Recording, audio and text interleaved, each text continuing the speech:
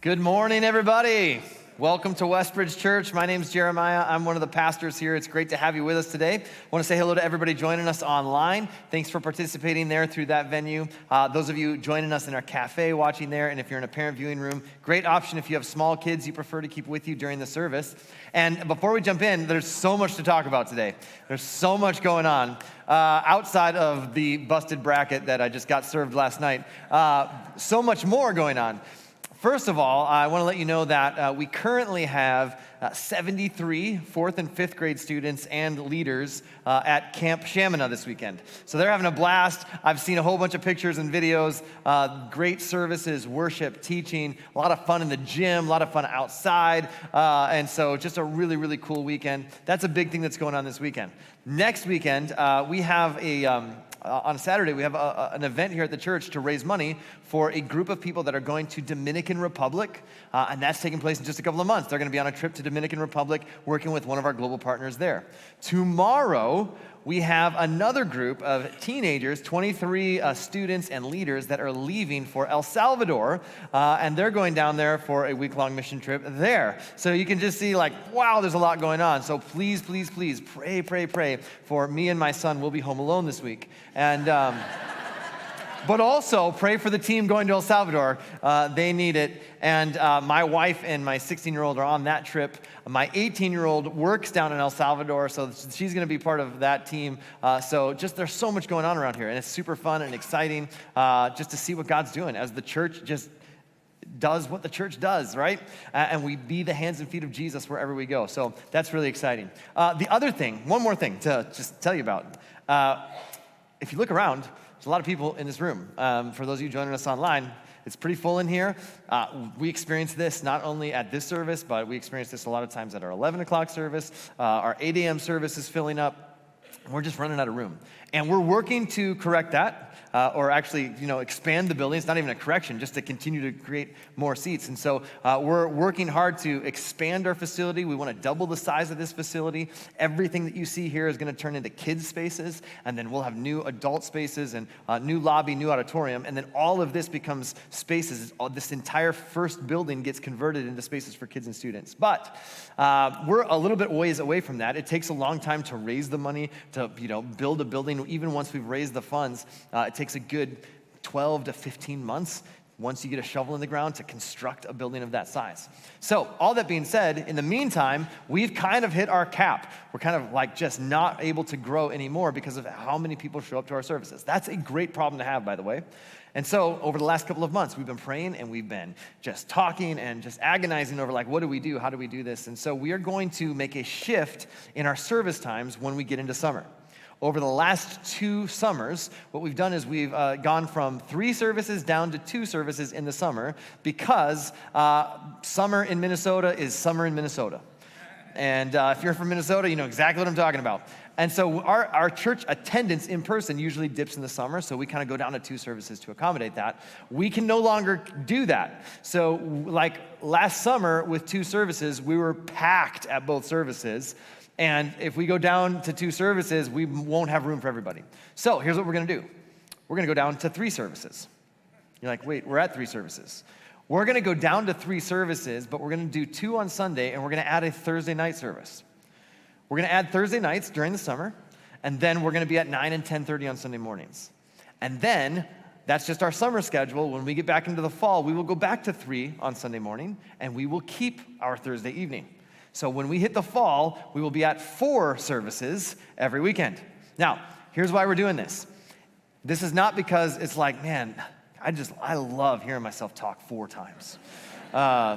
Trust me, it's not that. In fact, I would say it's more of a sacrifice. It's not something where we're just we just love doing services.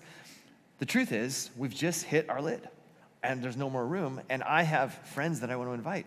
And you've got friends that you want to invite, and you've got coworkers and neighbors and loved ones and people that would be impacted by the good news, the message of the good news of Jesus, and we're just out of spaces to put them. And so this is all driven by mission. We want to be on mission, so we want to continue to create more open seats. And here's what I know. There's going to be a group of people that work on the weekends, that have a lot of sports tournaments on the weekends, that go to the cabin on the weekends, that there's just a whole group of people that Thursday night just works better. And they're going to show up. And maybe there's some of you that go, man, Thursday night works better for me. And you're going to make that your service, and you're going to open up more seats here for other people that it works better at 9:30. So the whole goal of this is to raise our capacity to serve our community. That's the goal. And so you're going to be hearing more details about that, but I just wanted to let you know it's coming. So our services will be Thursday and Sunday. Moving forward, that's going to start right after Memorial Day. So Memorial Day weekend, no services. Everything's online Memorial Day weekend, nothing in person. And then we come back with Thursday and Sunday, kicking off in the summer, and then 1 on Thursday, 3 on Sundays in the fall. So that's the schedule moving forward. If you have any questions, let us know. We're going to be rolling out a bunch of stuff over the next several weeks, but keep your eye out for that. All right. There's so much going on. It's super exciting. All right, we're in week 6 of this series. We're going to wrap up this series next week, and then 2 weeks from today is Easter. And the goal of this series, we've called this series Rooted. The goal is that we become deeply rooted in who Jesus is. The way that the Apostle Paul would say it, he's writing to a group of people in the first century city of Colossae, and he says this: just as you accepted Jesus, I want you to be deeply rooted in Jesus. Just as you've accepted him, I want you to continue to follow him. And so it's one thing to accept the message of Jesus, and then it's another thing to commit your life to following the way of Jesus. And those are two vastly different things. And the way we communicate it all the time here at Westbridge is that we want to be people who help people find and follow Jesus. That we help people discover Jesus, but it doesn't just stop there. That's the beginning, and then we continue to follow Jesus and learn more about him and become like him. This means God loves you as is, but God loves you too much to leave you as is. He wants us to follow his ways and become deeply rooted. And so over the last several weeks, we've talked about God's grace. We've talked about the lordship of Jesus, recognizing that through him, all things were made and all things are held together. And one day, all things will be made right through him. So we've looked at all of these different things. We're going to jump into this next section of verses. The Apostle Paul is writing to a group of people in the first century city of Colossae, a church that he's never been to personally, started by one of his friends, a guy named Epaphras. And then he's writing back to this group of people to address some things. If you've missed any of the previous weeks, I'd encourage you to check those out. But let's jump into this chunk of verses, and there's a lot to unpack, and then we'll walk through it together. Here's what Paul writes. He says this: wives, submit to your husbands. Okay, so we're going to jump into that. That's going to be a lot of fun. As is fitting for those who belong to the Lord. Husbands, love your wives and never treat them harshly. Children, always obey your parents, for this pleases the Lord. Fathers, do not aggravate your children, or they will become discouraged. Slaves, obey your earthly masters in everything you do. Try to please them all the time, not just when they are watching you. Serve them sincerely because of your reverent fear of the Lord. Work willingly at whatever you do, as though you were working for the Lord rather than for people. Remember that the Lord will give you an inheritance as your reward, and that the master you are serving is Christ. But if you do what is wrong, you will be paid back for the wrong you have done, for God has no favorites. Now, just a little point of clarification on that particular section where he says, you'll be paid back for the wrong you've done. This is not Paul saying God's going to pay you back. This is Paul saying you should expect, if you do something against your earthly master, you should expect them to respond in kind. So he's just saying there's just a natural cause and effect to the way that you live your life. He continues, he says, masters, be just and fair to your slaves. Remember that you also have a master in heaven. So much going on here. Now, a couple of things that are important to address in these verses right up front, because whether you are already a follower of Jesus, whether you're been somebody who said yes to the grace of Jesus, or if you're exploring faith in Jesus and you're just trying to figure out where you stand with this, there are some things in here that when you read them, there's some verses like this that can cause discomfort, that can cause some concern, and they're difficult to explain. So, wives are told to submit. Slaves are told obey their earthly masters. And it can cause some red flags and some alarm bells to go off. In fact, if you're joining us for the first time, I'm thrilled that you're here, because this is something that we should walk through together. I wouldn't blame you if you're just exploring this, what you just heard simply just confirmed all of your suspicions about what church is and what the Bible is, or, see, I knew it. I knew that's what they were going to talk about. Verses like these can be confusing and they can be difficult. Now, here's what happens oftentimes in churches and in church world for both people who are followers of Jesus and people who are exploring faith in Jesus. For a long time, when you bump into a verse that's difficult or causes discomfort, there are a lot of churches that go, hey, the Bible said it, that settles it, I believe it, right? So just bury your head in the sand. Don't ask questions about those things. Just move on. Wives, submit to your husbands. I think that's a horrible way to treat the section of verses that Paul's writing. Then there's another set of people who would just go this: I could never, ever believe in a God who would teach that, so I'm out. And they just bail without ever asking the appropriate questions about what's really going on in the text. So that's why it's important for us not to ignore these verses, not just to pass over them, but also to ask the appropriate questions and try to understand what's being communicated. Now, before we do that, I want us to consider for a moment that what we've just read may, in fact, be in line with a continuation of everything that we've read over the last 5 weeks about Jesus and about his grace and about his love and about his ways. Here's what we need to remember. Those original hearers, those ones who are hearing this letter read to them in the church in Colossae for the very first time, before they heard this set of instructions, wives and husbands and masters and slaves and children and fathers, they would have heard this set of verses just before that we read last week. In this new life, it doesn't matter if you are a Jew or Gentile, circumcised or uncircumcised, barbaric, uncivilized, slave or free. Christ is all that matters, and he lives in all of us. So they would have just heard these verses, and then Paul continues and talks about how that plays itself out in the particular social structures and relational structures of our lives. In their original context, this is a radical statement of equality that went against the cultural norm of the Roman Empire. And that statement is consistent throughout Paul's writing to all of the churches. In fact, this is part of what made the message of Jesus and the practice of his followers so compelling and so revolutionary in that time. The followers of Jesus believed and still proclaim today that life with Jesus transcends human class structures and that hierarchies, and it creates a community of people who are bonded together by Jesus, not by our commonalities or our differences. That these are not the things that bind us, these are not the things that divide us, but rather there is only one thing. It is Christ who matters, and Christ lives in all of us. And believe it or not, the verses that we originally read this morning are brilliantly subversive. They're countercultural. It's not the Apostle Paul leaning into the Roman Empire, even though it may be difficult to see on the surface. So let me give you some context. This section is often referred to as one of the household codes. There are a few sections like this in some other letters that Paul writes. We also have examples of household codes in writings of those who are outside of the scriptures, non-biblical historians. Aristotle, Seneca, Josephus write about these things. And here's what the normal playbook would look like for a non-Jesus following family or household in the Roman Empire.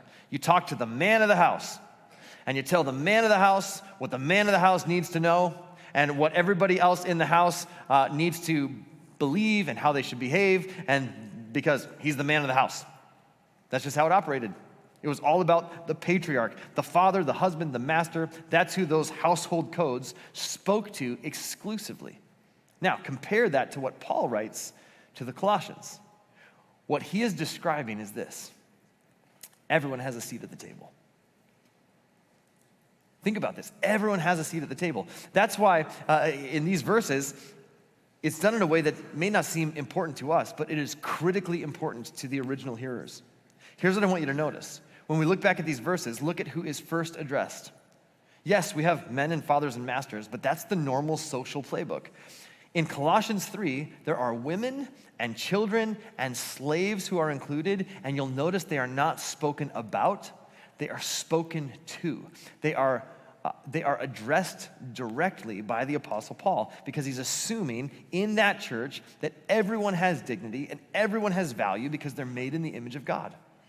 We must understand that was not at all how society in the Roman Empire viewed women, who in many cases were considered less than, oftentimes even considered property by their husbands. Kids were never part of conversations like this. Slaves were very much segmented and second-class citizens, but here in this church, they all have a seat at the table. For Paul, there are no second-class citizens of God's family. That's part of what Paul was beginning to tell the Colossian church, who would have been shocked, not just at who Paul addressed, but the second thing to notice is the order in which he addresses them. The very first individual who he speaks to is a wife, a woman. Again, that might not seem significant to you and I, but the reality is, to that original audience, that's groundbreaking. Wives are addressed before husbands. Slaves are spoken to before their masters. That said a lot about how Paul viewed the church and how he valued people within the church. The third thing to notice is who was protected. Anytime we're looking at something in the scriptures, when we read something in the scriptures and we go, that rubs me the wrong way, I'm just not totally sure what that means. Is that really what God intended for humanity? When we bump into those things that don't seem to align with Jesus, then we've got to ask this question. Is that part of God's original creational intent?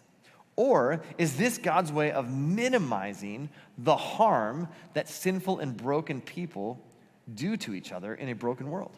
And there are so many times where people are reading something in the Old Testament and you're reading about violence in ancient Near East civilizations, or you're reading about something in the New Testament after Jesus came and the letters, and you read about slavery, and we bring our sort of 21st century American lens to both of those things.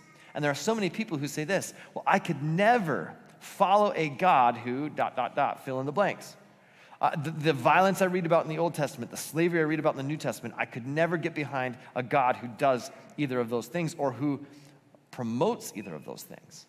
And the reality is that God is not promoting these things. He's meeting sinful people where they are at, and he's beginning to bring healing by helping to minimize harm wherever it shows up. Look at these verses. Husbands are asked to love their wives. Now, that is God's original creational intent. But then they are also told not to be harsh.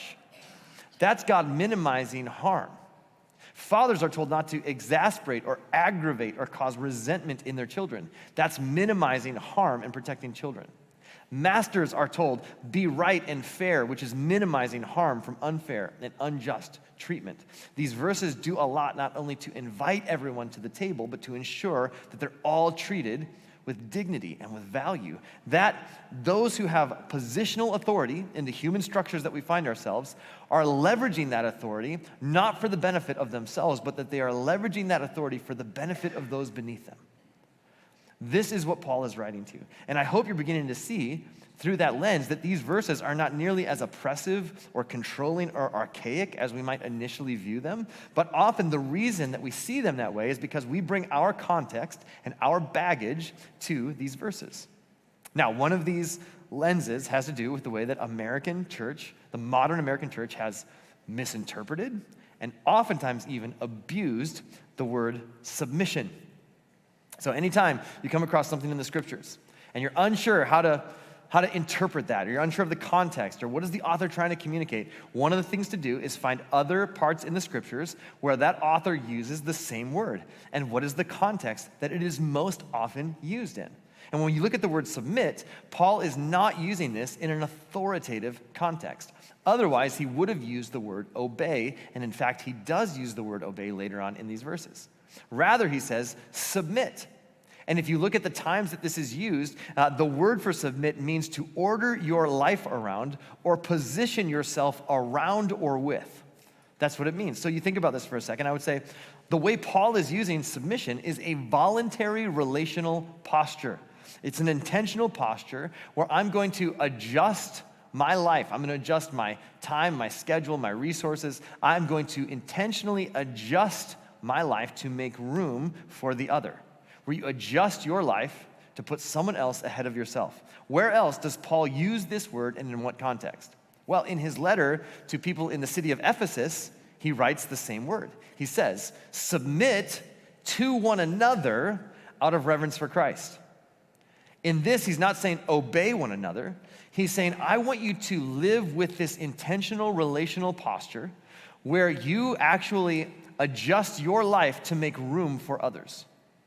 The goal of that being, this is not written to husbands and wives. This is written to every person in the body of Christ.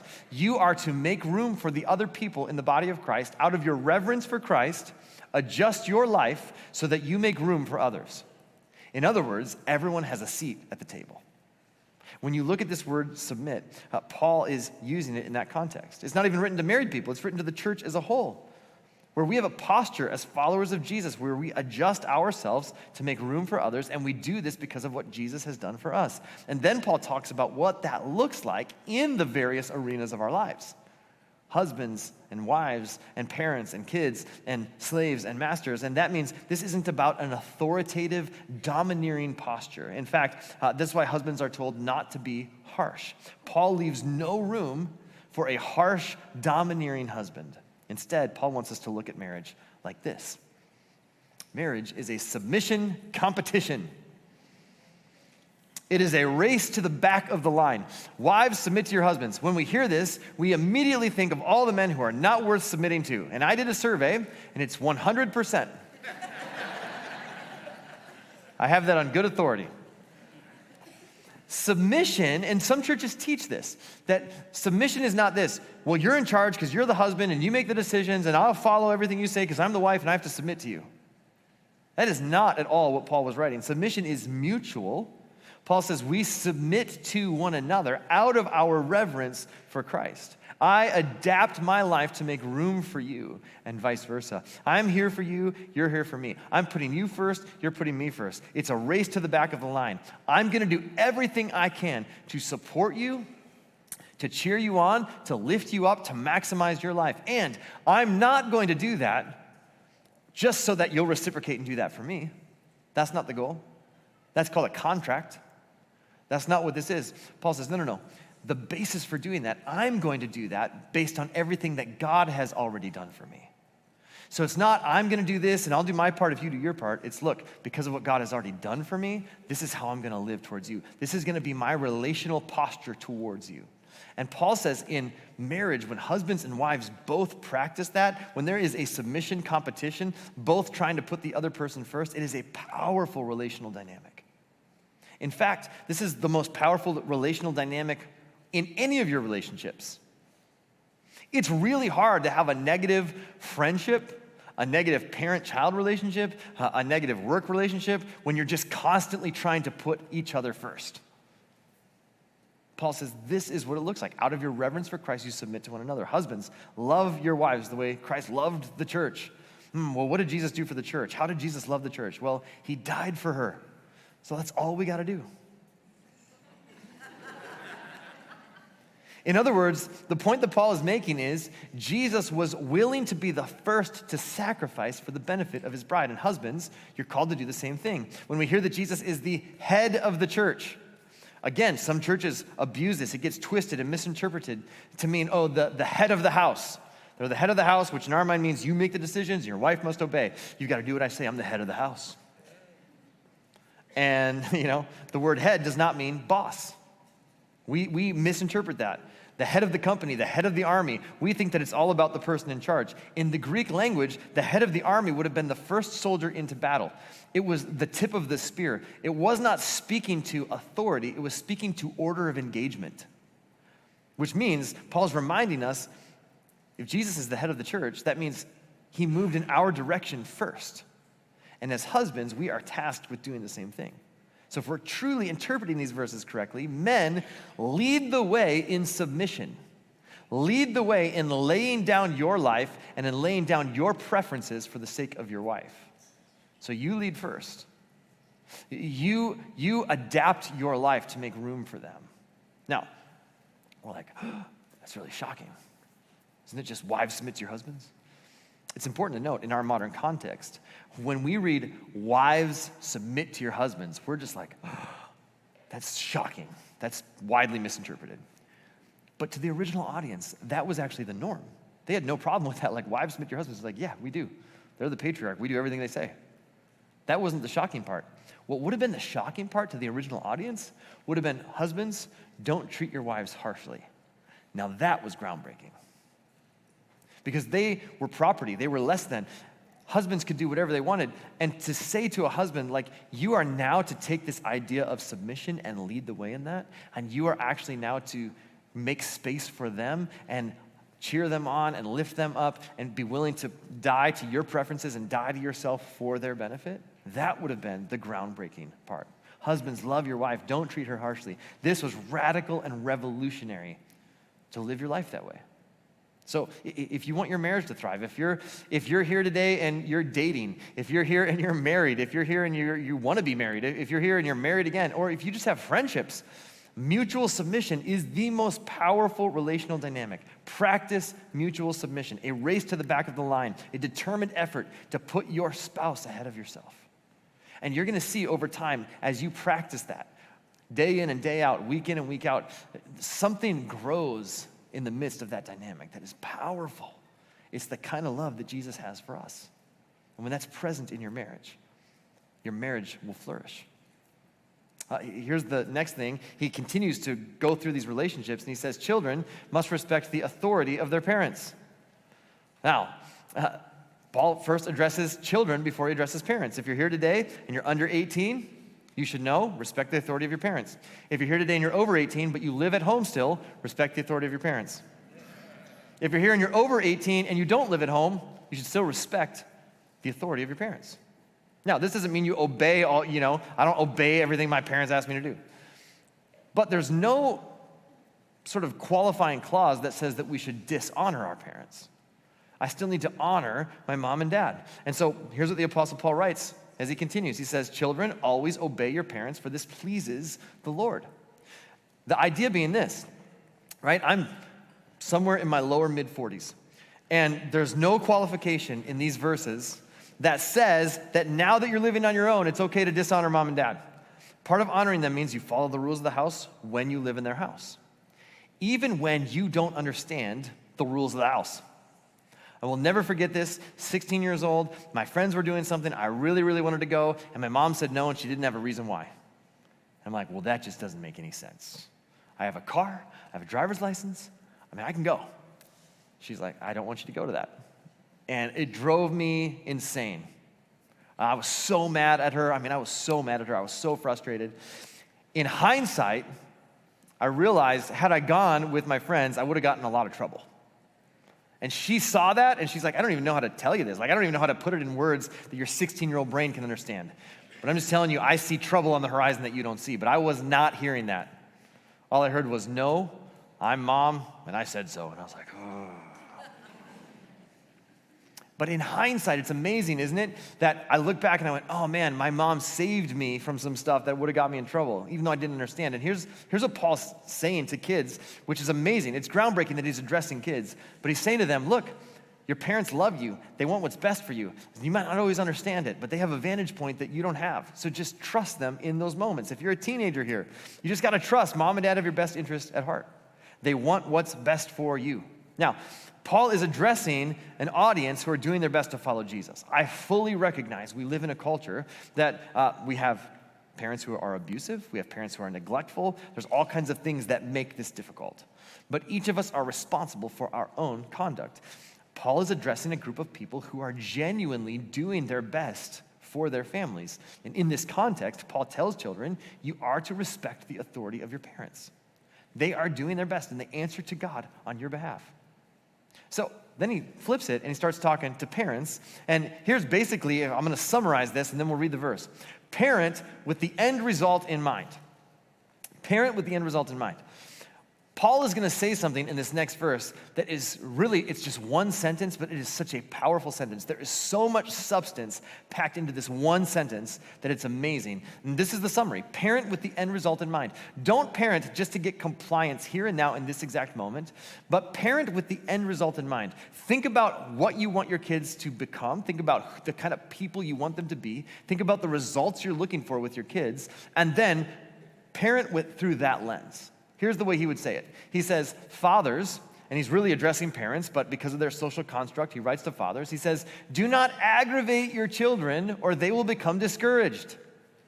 Now, you go, okay, well, parent with the end result in mind. Paul says, parents, it's possible that you can leverage your authority as mom or as dad to exert control in the lives of your kids, so much so that you frustrate and aggravate them to the point that they become discouraged.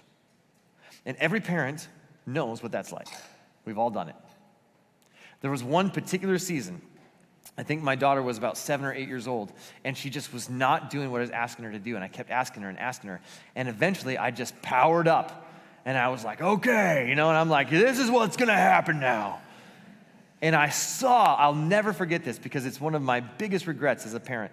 I saw in her eyes where the moment it went from I'm confused or this is lighthearted to like I broke her spirit. I could see it in her eyes, just like now I'm afraid of dad. And I'll never forget that because it's one of my biggest regrets. And we've all maybe been at this point where you go, I crossed the line. That went from me trying to get compliance to me just crushing them. And as your children get older and older, the control that you can exert on them becomes less and less. So your top priority as a parent is not to exert authority or control, but to retain influence. Now, here's why that's so important. The older our kids get, the more critical your influence in their life becomes, right? The times in their life where they need our influence the most is when they're making the decisions that matter the most. It's amazing because the decisions that a 7 and 8-year-old makes don't carry as much weight as a 17 or 18-year-old. And so what we must consider as parents is that compliance is not the same as influence. You might get them to do what you ask them to do, but at what cost? How much influence did you lose in the process? Because at the end of the day, what you want is influence. So don't provoke your kids to anger by the way that you treat them. Don't exasperate them. Don't aggravate them to the point that they become discouraged. And here's the deal. Control and influence are two very different things, but they're two ends of a spectrum, right? And there's a fulcrum in the center that needs to be adjusted over the life of our kids. When they're very young, they're 100% dependent on you. You have 100% control. You pick them up, you feed them, you change their diaper, you put them in the crib, you put them in the car seat, right? You pick them up, put them in the car seat, pick them up, put them in this chair. When my 16-year-old was young, pick him up, put him in the chair, pick him up, put him in the car seat. Now I look up at him. He could probably pick me up, put me in the car seat, you know? like he's bigger than I am. And so you have to recognize, okay, that approach doesn't work anymore. I can't just power up and leverage my authority as mom or dad. When they grow older, they don't depend on you for every little thing. So you have to shift that fulcrum away from control and towards influence. Because here's what can happen. You can exert your control and your authority in the life of your kids to the point where they absolutely comply with your wishes and you lose influence. They did what you asked them to do, but they can't wait to move out and get away from you. And at the end of the day, that's not what you want. So you have to ask yourself, how much is this momentary compliance worth relationally? Is that battle worth it? Is there a better way? Now, for us to understand how influence works in the lives of our kids, it's critical that we understand the age and stage that they're at. Not that long ago, we did a parenting series. You can go back and we did a whole week on different stages. But here's the thing. My 16-year-old and my 10-year-old are different. There's a reason one of them drives and one of them doesn't, right? And I don't treat them the same. I love them the same, but I don't treat them the same because they're in different seasons of life. They have different personalities. My goal is not to be fair. My goal is to prepare them for life. And so here's what my wife and I have determined. This is our end result. When we parent with the end result in mind, these are the results we want. We have two big things, and we make all of our parenting decisions through these lenses. One, we want our kids to trust and follow Jesus as adults. Anything we can do as parents to help them trust and follow Jesus, we will make that a parenting decision. And if we're about to make a parenting decision and we're like, I just need them to comply, and in their compliance, it will somehow compromise that or deteriorate that or erode that, not worth it. At the end of the day, I want them to trust and follow Jesus. Secondly, I want them to want to be with us and each other when they no longer have to be. When they've moved out of our house, I want them to come back. So anything that causes them, if I go, well, I'm going to get you to do what I want you to do, and it makes them not want to be a part of our family when they no longer have to be a part of our family, it's a bad parenting decision. That's just a lens. It's just a helpful filter for us to go, okay, I'm going to parent with the end result in mind. I'm not going to aggravate them so that they get discouraged. That's not my goal. And any parenting decision that we make that takes away from one of those two results in the name of momentary compliance just wasn't a good parenting decision. Now, you can come up with your own, but this is for us going, how do we parent with the end result in mind? That's what we want to see. And then finally, Paul addresses slaves and masters, and the context is wildly different than the form of slavery that we think of when we hear this term. Now, slavery in the Roman Empire was most often indentured servitude. I owe something, I'm going to give myself as collateral. I owe the government something I can't pay, or it was something, someone who was conquered in battle. Now, none of that is to say, oh, well, no problem, cool with slavery then. That's not the message. That's simply to say our American experience is a very different one. And yet, all through the scriptures, slavery is never held up as an example of God's creational intent. So this is not the Apostle Paul condoning slavery, but rather he is addressing how followers of Jesus ought to behave within the constructs of a broken society in which they find themselves. And so repeatedly, we're reminded of this new life. Christ is all that matters. He lives in all of us. These societal differences do not exist in the family of God. In God's family, everyone has a seat at the table. But he's addressing people within this context. And here's what he basically says. This is how we would summarize this. How we work is based on who we work for. How we work is based on who we work for. This is how the Apostle Paul would address these two groups of people, making the assumption that they both have a seat at the table, yet one is a master and one is a slave. Now, we don't deal with that context. So, a much better way for you and I to think about the context that Paul's writing in is in the realm of employees and employers, right? And let's be honest, some of you would use the word slavery to describe what you do for work anyways. And so here's what Paul says to two different groups of people. Both have a seat at the table. It's a human construct in which they find themselves. And here's what he writes. Work willingly at whatever you do. He's talking to slaves first, as though you were working for the Lord rather than for people. Remember that the Lord will give you an inheritance as your reward, and that the master you are serving is Christ. Then he says, masters, be just and fair to your slaves. Remember that you also have a master in heaven. He's talking to both. That's not just semantics or verbiage, it's a completely different perspective. What if I choose to recognize that whatever job I have, God has a purpose for me there? That means for those of you that are unemployed, for those of you who are students, for those of you who are between jobs, for those of you who are retired, for those of you who are stay-at-home moms, that's your job, that's your assignment from God during this season. Notice, Paul does not tell the slaves, get together, rise up, overthrow your masters, claim your freedom. Slavery was a part of their broken society, and he isn't talking about a socioeconomic policy that he wants everyone to adopt. He's talking about how to respond to the situation in which they find themselves. He says to the slaves, serve your masters as if you were serving Jesus himself. And then wherever you find yourself on the job spectrum, Paul says, work as if God himself assigned you that job. Do your best. Be enthusiastic. Your work has significance because wherever you find yourself, this is where God has assigned you. Paul says we're to do our best. We're to work hard all the time, not just when our employers are watching, which is amazing during this time of year because CBS actually has a button that you can push on your computer when you're watching Final Four and your boss comes walking by and you just push a button and it brings up a spreadsheet. Employers lose thousands of work hours during March Madness. Paul says, work hard not just when they're watching. Work with enthusiasm as though you were working for God rather than people. I won't even tell you why I know about that button. If you're truly working as if God is your boss, how would that impact the way that you perform? What would you do differently? Because what you do will never be as important as how you do it when you're answering to God and not just an employer.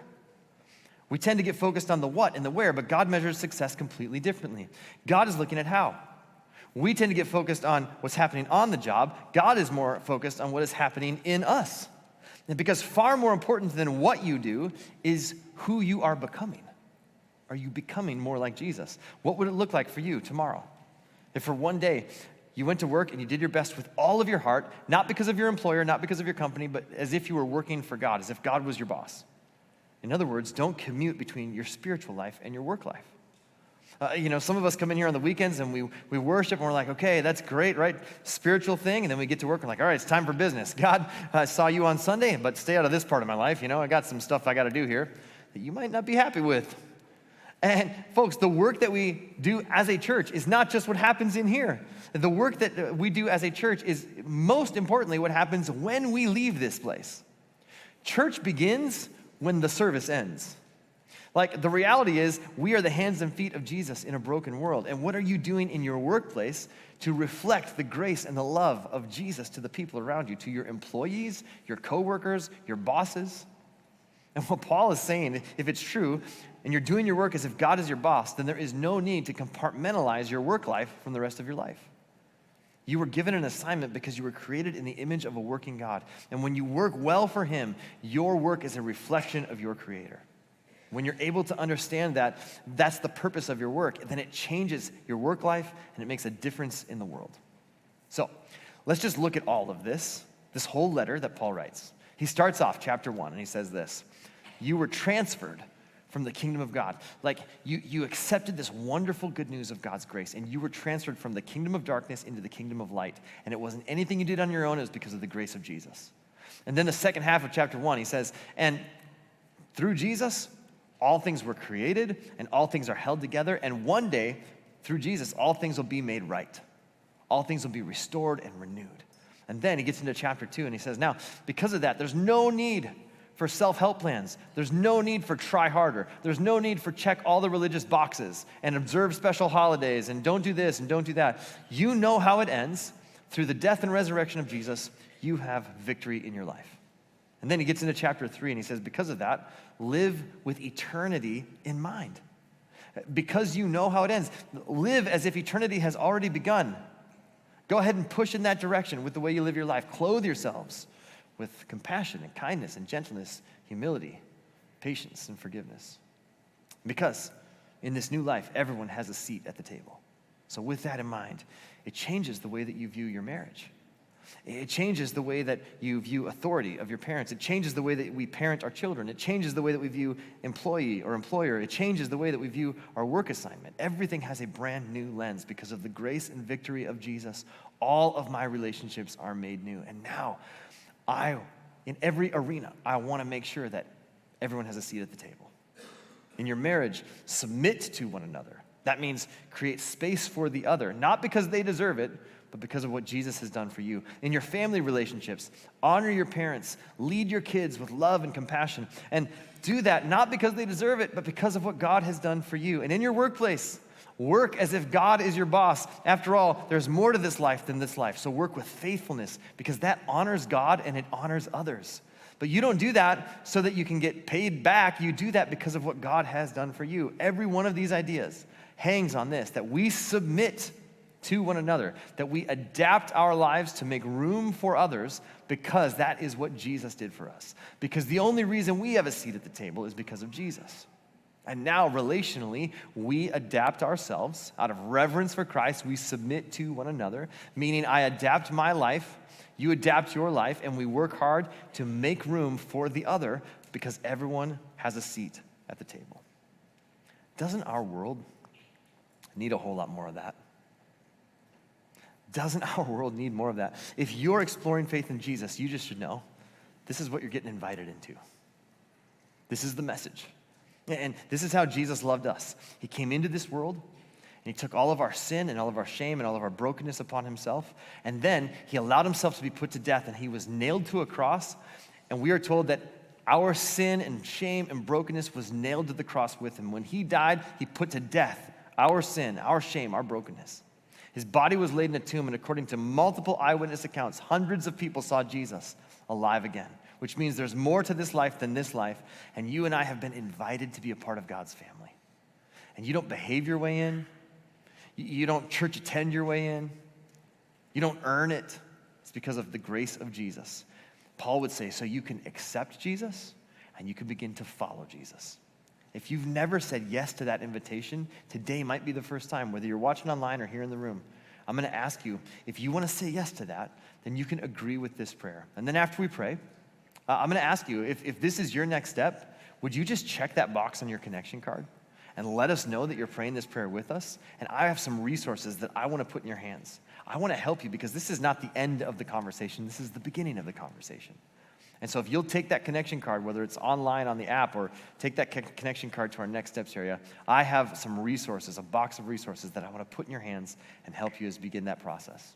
If you want to say yes to following Jesus, agree with this prayer. God, please forgive my sins. Forgive me, God, for those times where I have walked away from you, wanted nothing to do with you, but you never stopped pursuing me. So thank you for your grace.